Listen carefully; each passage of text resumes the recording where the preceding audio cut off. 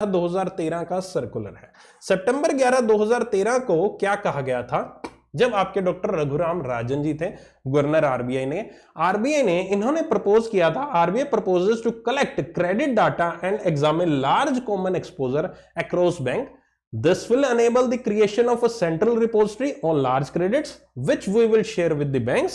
This will enable banks themselves to be aware of building leverage and the common exposure.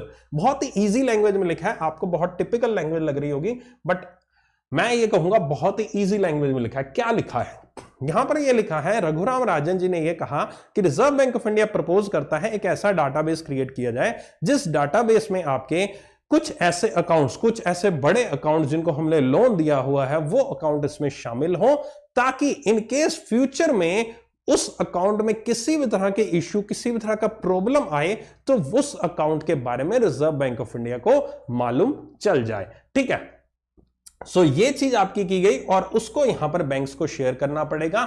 आखिरकार अब कौन से account, अभी मैंने कहा कि कुछ अकाउंट्स ऐसे जिनको यहां पर रिजर्व बैंक ऑफ इंडिया के पास शेयर करना पड़ेगा. कौन से अकाउंट? जब ये गाइडलाइंस आई थी तब यहां पर रिजर्व बैंक ऑफ इंडिया ने कहा था कि ऐसे अकाउंट जिन पे आपका fund based and the non fund based exposure अगर 10 करोड़ से ज्यादा है.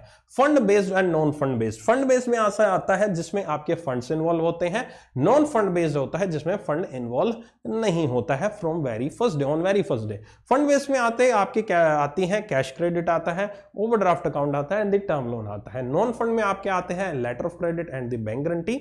ठीक है, जो प्लस वाले स्टूडेंट जो मेरे बैंकिंग अवेयरनेस प्लस में हो, चाहे मेरे यूट्यूब पे बैंकिंग अवेयरनेस अवेलेबल है फ्री वाली, उन्होंने भी देखा हो तो मैंने fund based non fund based समझा रखा है बहुत अच्छे से.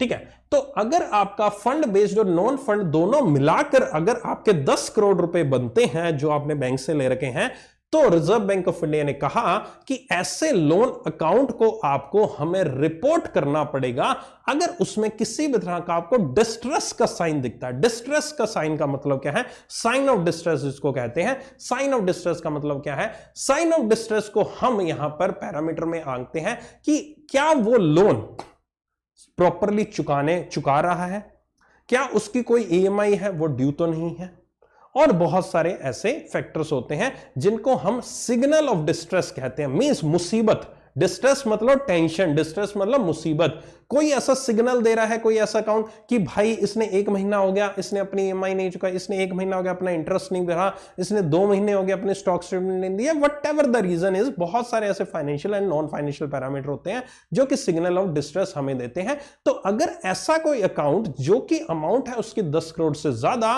और वो कोई साइन दिखा रहा है डिस्ट्रेस का, तो उन अकाउंट्स को आपको रिजर्व बैंक ऑफ इंडिया की रिपोजिटरी या फिर डाटाबेस जिसको इन्होंने नाम दिया क्रिलिक, उसमें आपको रिपोर्ट करना पड़ेगा. यह रिजर्व बैंक ऑफ इंडिया की गाइडलाइन आई थी सन 2013 में, बट लेटर ऑन इस गाइडलाइन को चेंज कर दिया गया और इन गाइडलाइंस में रिजर्व बैंक ऑफ इंडिया ने शामिल किया, यहां पर कहा 10 करोड़ की बजाय उन्होंने ये ही लिमिट जो है वो कम कर दी और वहां पर जो लिमिट कम की गई वो की गई अबव 5 करोड़ की. 5 करोड़ एंड अबव की लिमिट डिसाइड की गई कि 5 करोड़ या उससे ज्यादा के जो अकाउंट है जो कि साइन ऑफ डिस्ट्रेस आपको दिखा रहे हैं, तो उन अकाउंट को यहां पर आपको रिपोर्ट करना पड़ेगा रिजर्व बैंक ऑफ इंडिया के डाटाबेस जिसको हम क्रिलिक कहते हैं. पहला पैरामीटर तो इसमें यह था कि जो भी अकाउंट आपके जिनके लोन अकाउंट 5 करोड़ या अबव चल रहे हैं उनको रिपोर्ट करना पड़ेगा. दूसरा एक और पैरामीटर इसमें यह था और वो दूसरा पैरामीटर क्या कहता है? दूसरा पैरामीटर कहता है अगर आपने करंट अकाउंट है आपका, अगर आपका करंट अकाउंट है, लोन नहीं करंट अकाउंट है आपका, और उसमें अगर आपका बैलेंस 1 करोड़ से ज्यादा है, करंट अकाउंट है, ध्यान से सुनना, करंट अकाउंट है और उसका बैलेंस 1 करोड़ से ज्यादा है, तब भी आपको क्रिलिक को रिपोर्ट करना पड़ेगा. अगर आपकी, ये लाइन ध्यान से सुनना जो बोलने वाला हूं, और अगर आपके करंट अकाउंट में टोटल डेबिट ट्रांजैक्शन 1 करोड़ से ज्यादा हो जाती हैं, तब भी आपको यहां पर रिपोर्ट करना पड़ेगा क्रिलिक को उसका अकाउंट. तो यहां पर क्रिलिक में ना ही केवल लोन अकाउंट को रिपोर्ट किया जाएगा, बट यहां पर करंट अकाउंट को भी रिपोर्ट किया जाएगा जिसमें बैलेंस 1 करोड़ से ऊपर चला जाता है. यानी कि 1 करोड़ से ऊपर अगर आप उसमें जमा करा देते हो एज ऑन डेट, किसी भी दिन बैलेंस अगर 1 करोड़ से ऊपर जाता है, या फिर उसमें से डेबिट ट्रांजैक्शन का मतलब होता है कि पैसा निकालना, डेबिट ट्रांजैक्शन का मतलब होता है यहां पर पैसा निकालना, डेबिट डेबिट पैसा निकालना, विड्रॉ किया गया उस अकाउंट से। अगर 1 करोड़ से ज्यादा पैसा 1 साल के अंदर विड्रॉ किया गया या कभी भी विड्रॉ किया गया, तब यहां पर उस अकाउंट को भी क्रिलिक में रिपोर्ट करना जरूरी है।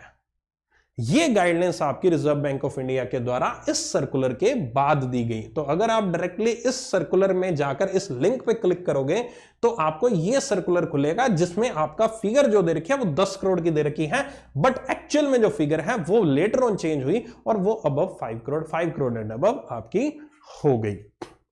तो ये जो चीज मैंने बताई क्रिलिक, क्रिलिक की फुल फॉर्म याद रख लीजिएगा, सेंट्रल रिपोजिटरी और लार्ज कॉमन एक्सपोजर। ठीक है, सो ये आपको क्रिलिक की यहां पर फुल फॉर्म अच्छे से पता होनी चाहिए। क्रिलिक की फुल फॉर्म आपसे पूछी जा सकती है। ओके, और ये सब चीजें आपकी यहां पर इंपॉर्टेंट है, दैट इज द क्रिलिक। ओके,